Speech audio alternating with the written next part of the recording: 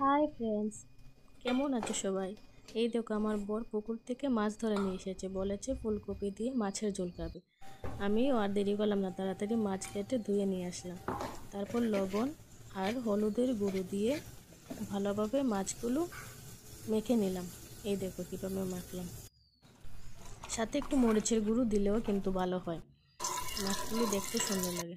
তারপর কড়াইতে তেল দিয়ে যখন ভালোভাবে গরম হয়ে আসবে, মাছগুলো একে একে কড়াইতে দিয়ে দেবো। তারপর এপাশ ওপাশ করে মাছগুলো ভালোভাবে ভেজে নেব। এর সাথে আমি একদিকে ফুলকপিও কেটে নেব। এই দেখো, বর বাজার থেকে নিয়ে এসেছে ফুলকপি। সিদ্ধ করে নিলাম কিন্তু ফুলকপি। কড়াইতে পেঁয়াজ কুচি দিয়ে সেদ্ধ ফুলকপিগুলো দিয়ে দেবো। ভালোভাবে নাড়িয়ে নেব। লবণ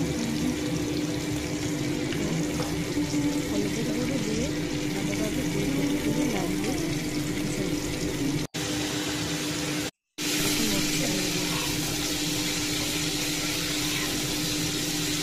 মোটামুটি ভাজা হয়ে গেলে একটু মরিচের গুঁড়ো